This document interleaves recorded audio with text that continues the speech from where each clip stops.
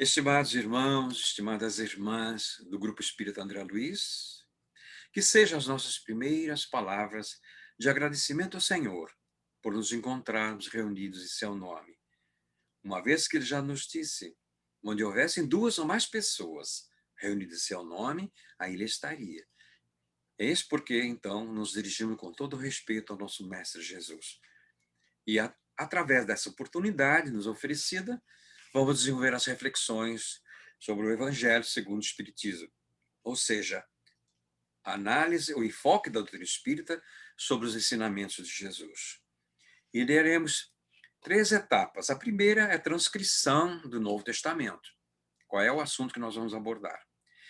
Em segundo lugar, vem o conhecimento, a flexibilidade, a autoridade, o didatismo de Allan Kardec, procurando clarear esta passagem evangélica. E, em terceiro ponto, nós temos os espíritos superiores, que vêm através da doutrina deles, a doutrina espírita, exatamente enriquecer isto, cobrando de nós, nos orientando a mudança de atitude, para que possamos sedimentar o aprendizado dos ensinos morais de Jesus à luz da doutrina espírita. Então vejamos primeiro a transcrição de Mateus. Mateus anotou: aprendestes que foi dito, olho por olho e dente por dente. Eu, porém, vos digo que não resistais ao mal que vos queiram fazer. Que se alguém vos bater na face direita, lhes apresenteis também a outra. E que se alguém quiser pleitear contra vós, para vos tomar a túnica, também lhes entregueis o manto. E que se alguém vos obrigar a caminhar 1000 passos com ele, caminheis mais 2000. Dai àquele que vos pedir, e não repilais aquele que vos queira tomar emprestados. Mateus, capítulo 5, versículo 38 a 42. Então, essa é a transcrição do Novo Testamento. Vejamos agora no item 8º as reflexões de Allan Kardec sobre esta passagem transcrita.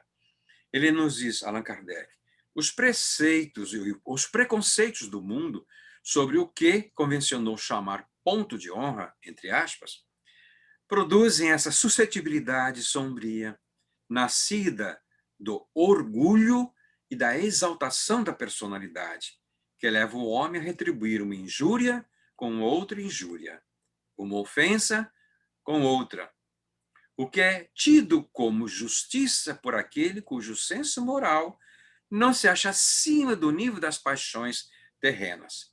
Por isso é que a lei mosaica prescrevia olho por olho, dente por dente, de harmonia com a época que Moisés vivia. Veio Cristo e disse, entre aspas, retribuí o mal com o bem. E disse ainda, não resistais ao mal que vos queiram fazer. Se alguém vos bater numa face, apresentai-lhe a outra. O orgulhoso, esse ensino aparecerá uma covardia, porquanto ele não compreende que haja mais coragem em suportar o insulto do que se tomar uma vingança. E não compreende por que sua visão não pode ultrapassar o presente. Dever-se-á, entretanto, tomar ao pé da letra aquele preceito? Tão pouco quanto o outro que manda se arranque o olho, quando for causa de escândalo.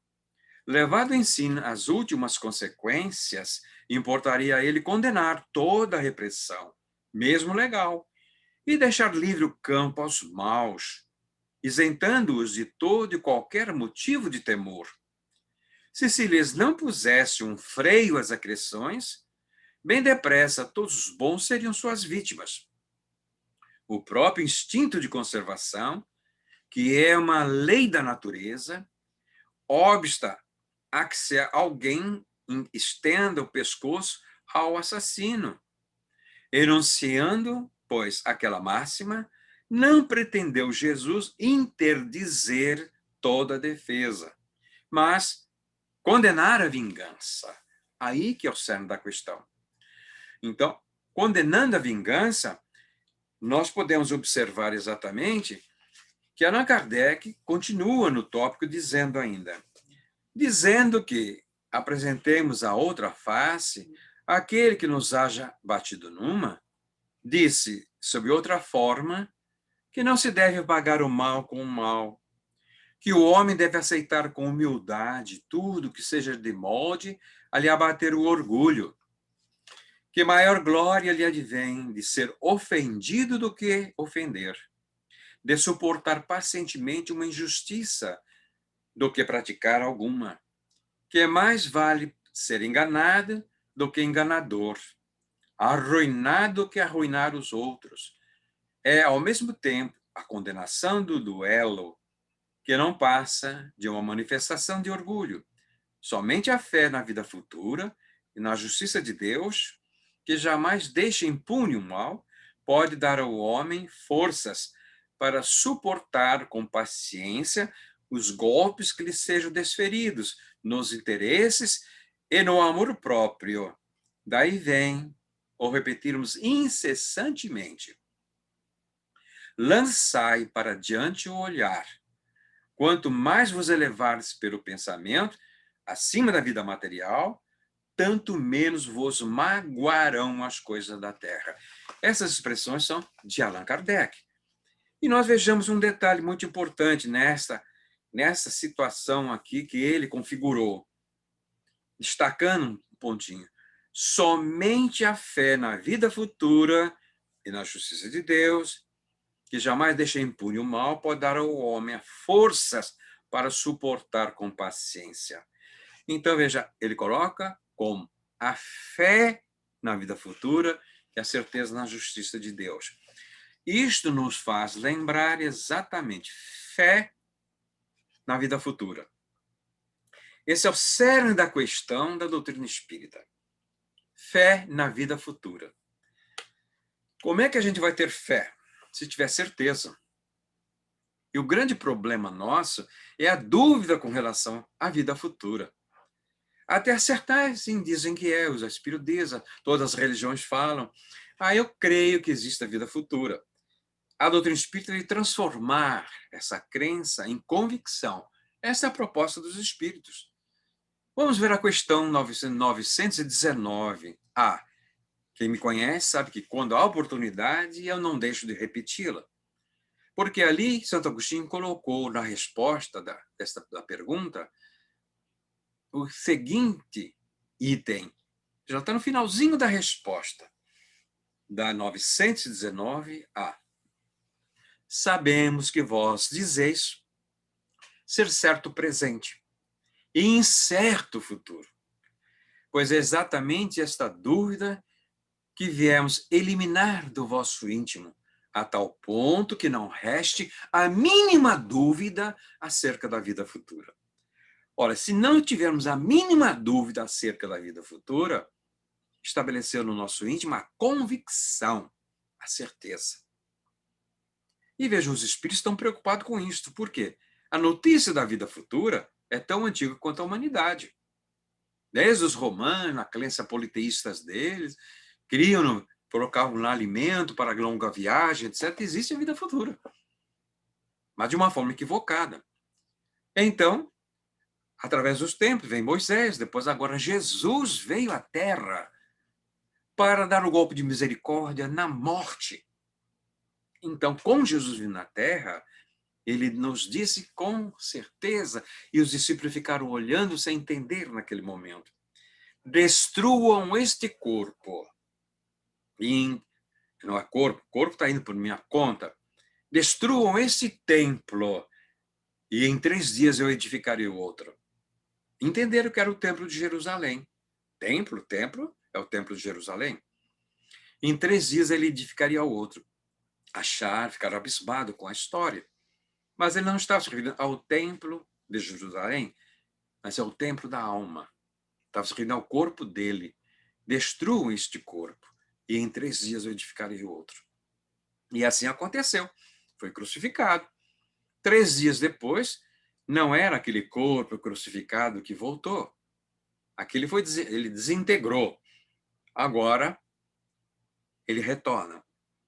Como diz Paulo, num corpo espiritual. Como a doutrina espírita nos diz, ele retorna com o corpo espiritual, ou perispírito, como bem designou Allan Kardec. E esse estudo está muito claro no Livro dos Espíritos. O perispírito, o corpo espiritual. Então, aí ele deu o golpe de misericórdia na morte. A partir dali, ele comprovou exatamente o que é a sobrevivência da alma, a imortalidade da alma. Isso é cerne da doutrina cristã. Mas nesses séculos passados, para não dizer milênios, mais de 2 milênios, estamos entrando no 3º milênio já, ainda temos dúvidas sobre a nossa imortalidade. Então, coube a 3ª revelação, o Consolador prometido por ele. E então os espíritos pegaram esse ponto como sendo o ponto crucial mais importante, o eixo dos ensinos dos espíritos, na questão 919A. Sabemos que vós dizeis ser certo o presente e incerto o futuro. Ainda quando pensam assim, o que você acha do futuro? O futuro a Deus pertence. Depende de que futuro estamos dizendo. Se é o futuro da humanidade, o futuro do planeta, pertence a Deus. Mas o nosso futuro, pessoal, individual, pertence a nós. O nosso futuro pertence a nós. Como diz Leon Denis, nós somos os construtores do nosso próprio destino. E Allan Kardec está enfatizando agora no Evangelho, no Livro dos Espíritos, os Espíritos corroborando. E nós temos que lembrar exatamente nesta colocação em que foi o Mestre Jesus que falou do nosso futuro. A semeadura é livre, mas a colheita é obrigatória.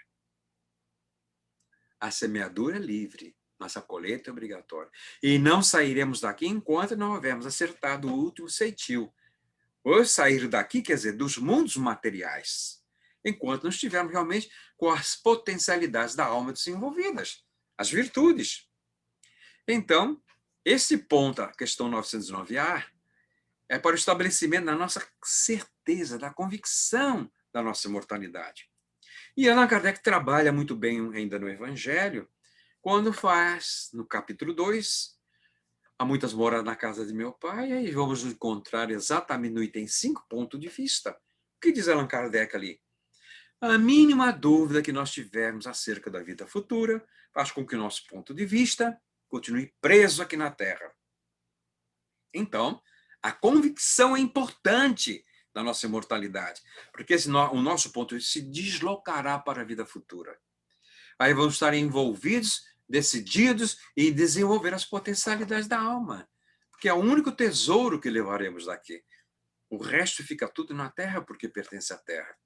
É um patrimônio que a ferrugem não corrói, a traça não rói e o ladrão não rouba, e ninguém consegue transferir isso para ninguém. Por mais que ame seu filho, por mais que ame seu pai, sua mãe, seu amigo, não consegue transferir conhecimento, não consegue transferir a eles também virtudes. É um patrimônio individual. Então, dentro dessa conotação, vamos ver o que nos dizem os espíritos agora com as instruções. O primeiro tópico das instruções dos espíritos é sobre a vingança.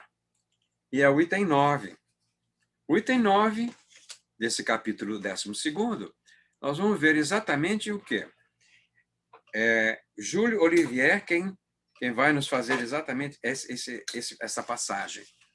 E ele nos diz, a vingança é um dos últimos remanescentes dos costumes bárbaros, que tende a desaparecer dentre os homens.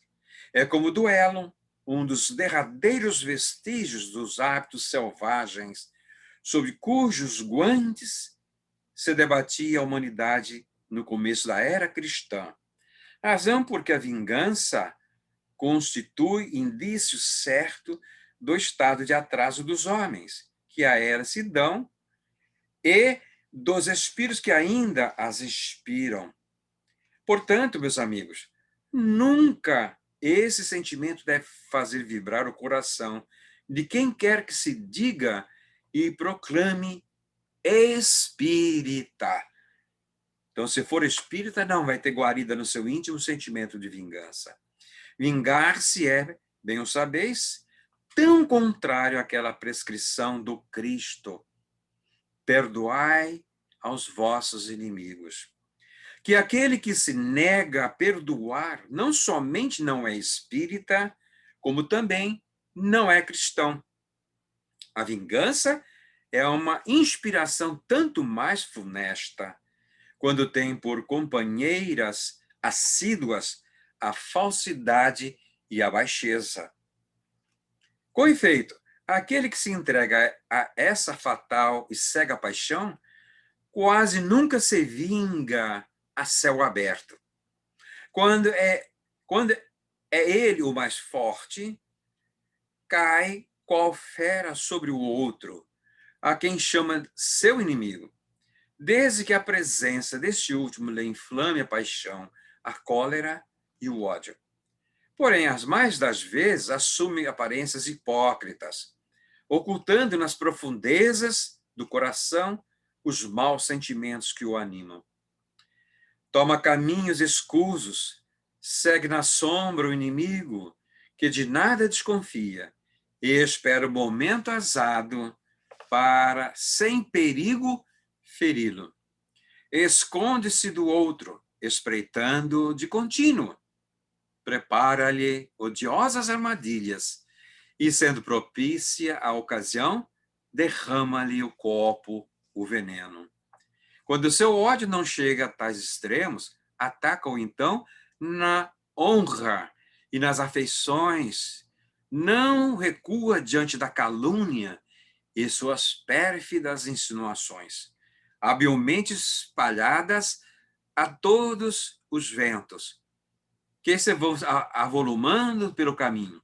Em consequência, quando o perseguido se apresenta nos lugares por onde passou o sopro do perseguidor, espanta-se de dar, com semblantes frios, em vez de fisionomias amigas e benevolentes, que outrora o acolhiam. Fica estupefato quando mãos que se lhe estendiam agora se recusam a apertar as suas. Enfim, sente-se aniquilado ao verificar que os seus mais caros amigos e parentes se afastam e o evitam. O covarde que se vinga assim é 100 vezes mais culpado do que o que enfrenta o seu inimigo e o insulta em plena face. Fora, pois, com esses costumes selvagens, repetindo, fora, pois, com esses costumes selvagens, fora com esses processos de outros tempos. Todo espírita, e vejamos que está chamando a nossa atenção, que ainda hoje pretendesse ter o direito de vingar-se, seria indigno de figurar por mais tempo na falange que tem como divisa: sem caridade não há salvação.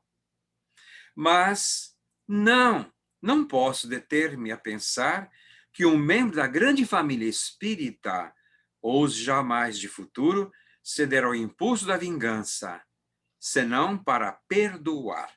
Júlio Olivier, Paris, 1862. A mensagem é muito contundente, nos toca realmente a todos os espíritas. E vejamos, o segundo espírito é Fénelon, a mensagem de Bordeaux, 1861. É o tópico número 10. Fénelon é bem mais sintético, né? Com um grande filósofo, vejamos lá. Amai-vos uns aos outros e sereis felizes. Bem brando, bem agradável. Tomai sobretudo a peito amar os que vos inspiram indiferença, ódio ou desprezo. O Cristo, que deveis considerar o modelo, deu-vos o exemplo desse devotamento. Missionários do amor. Ele amou até dar o sangue e a vida por amor. Penoso vos é o sacrifício de amar os que vos ultrajam e perseguem. Mas, precisamente esse sacrifício é que vos torna superiores a eles. Se os odiasseis como vos odeiam, não valeríeis mais do que eles. Amá-los é a hóstia e mácula que ofereceis a Deus na ara dos vossos corações, hóstia de agradável aroma, e cujo perfume lhe sobe até o seio. Se bem a lei de amor mande que cada um ame indistintamente a todos os seus irmãos. Ela não couraça o coração contra os maus procederes. Esta é, ao contrário, a prova mais angustiosa. E eu o sei bem, porquanto durante a minha última existência terrena experimentei essa tortura. Mas Deus lá está e pune nesta vida e na outra os que violam a lei de amor. Não esqueçais, meus queridos filhos, que o amor aproxima de Deus a criatura e o ódio a distancia dela. Fenelon. Pesada e chamativa e muito significativa. E para finalizar, então, a última instrução que nos dá é o Adolfo, bispo de Argel, no item 11, sobre o duelo. Aliás, hoje a gente não tem mais o duelo oficial, né, que escolhia padrinhos num campo pré-estabelecido para tirar a vida do outro. O duelo hoje é um duelo verbal e depois as consequências, né, das vinganças. Mas vejamos lá, o que nos diz, então, Adolfo, bispo de Argel. Só é verdadeiro, grande, aquele que, considerando a vida uma viagem que o há de conduzir a determinado ponto, pouco caso faz das asperezas da jornada e não deixa que seus passos se desviem do caminho reto, com o olhar constantemente dirigido para o termo a alcançar. Nada lhe importa que as urzes e os espinhos ameacem produzir-lhe arranhaduras. Umas e outros lhe roçam a epiderme, sem o ferirem, nem impedirem de prosseguir na caminhada. Expor seus dias para se vingar de uma injúria é recuar diante das provações da vida. É sempre um crime aos olhos de Deus. E se não fosseis como sois, iludidos pelos vossos prejuízos, tal coisa seria ridícula e uma suprema loucura aos olhos dos homens. Nessa expressão do bispo de Argel, vejamos, ele chama a atenção, é sempre um crime aos olhos de Deus. Agora vem, e se não fosseis como sois, iludidos pelos vossos prejuízos, tal coisa seria ridícula. Então nós nos sentimos prejudicados. Prejudicado do quê? No amor ferido. Né? Amor ferido não é orgulho. Então vamos cobrar reparação para satisfazer o nosso orgulho. Ainda é a faixa da ignorância. Continua o bispo. Há crime no homicídio em duelo. A vossa própria legislação o reconhece. Ninguém tem o direito, em caso algum, de atentar contra a vida de seu semelhante. É um crime aos olhos de Deus, que vos traçou a linha de conduta que tendes de seguir. Nisso, mais do que em qualquer outra circunstância, sois juízes em causa própria. Lembrai-vos de que somente vos será perdoado conforme perdoardes. Pelo perdão vos acercais da divindade, pois a clemência é irmã do poder.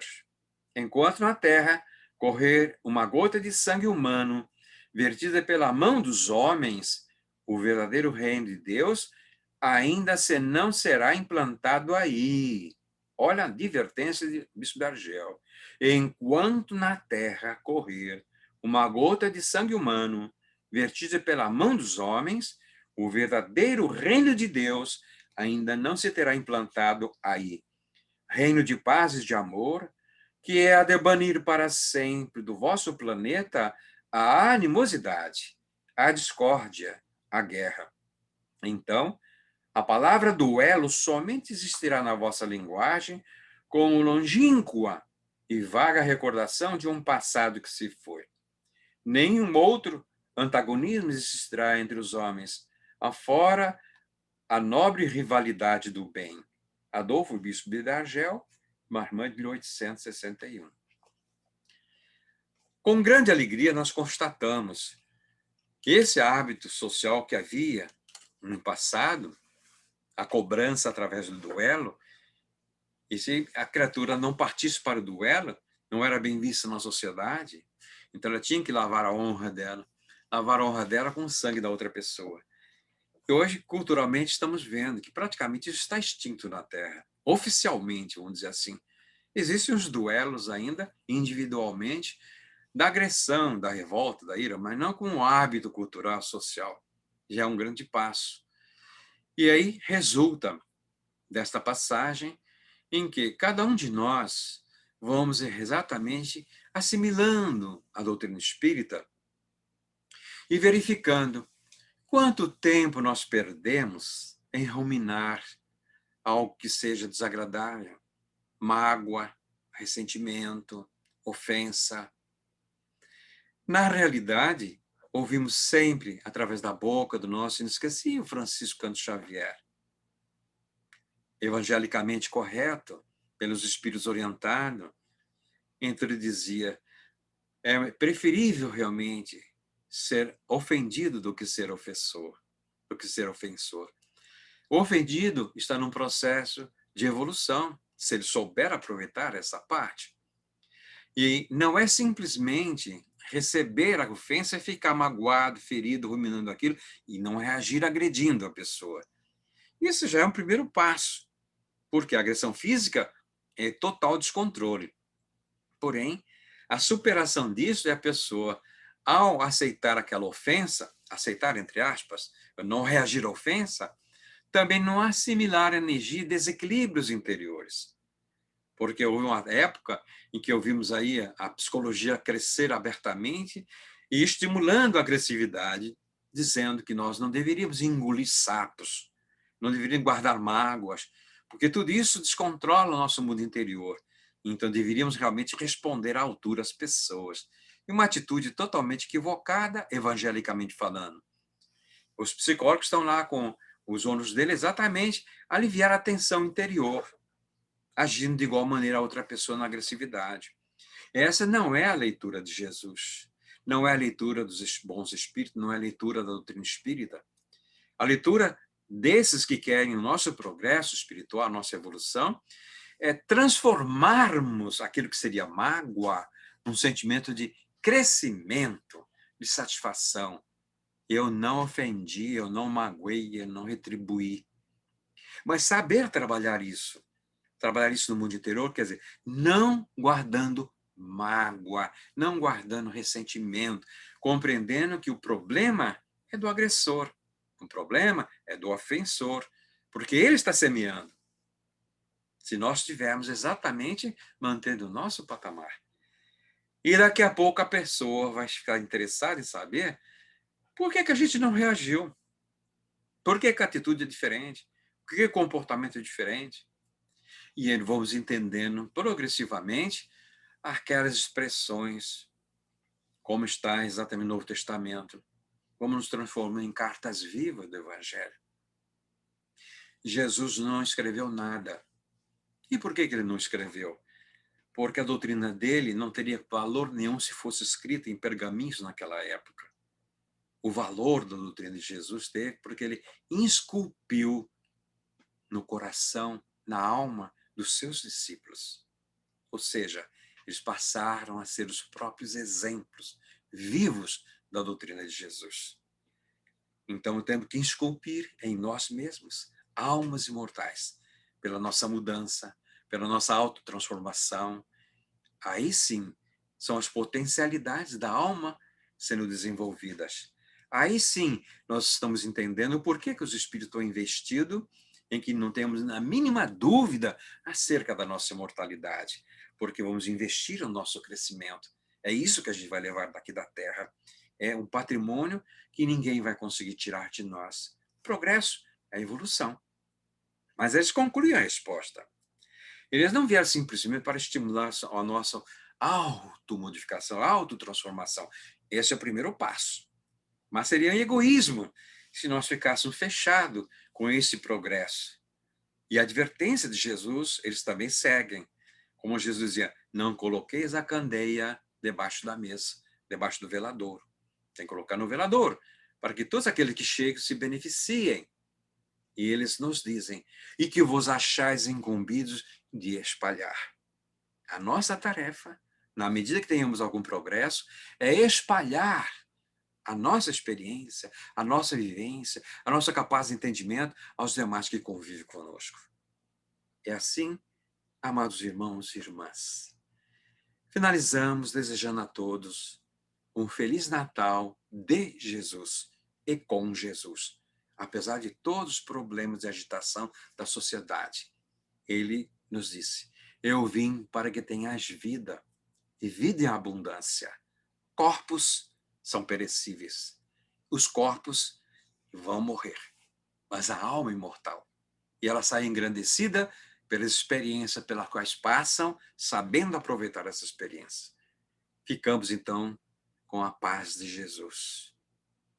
Uma boa oportunidade a todos vocês de vivenciarem as experiências e o conhecimento da doutrina espírita. Muita paz em todos os corações.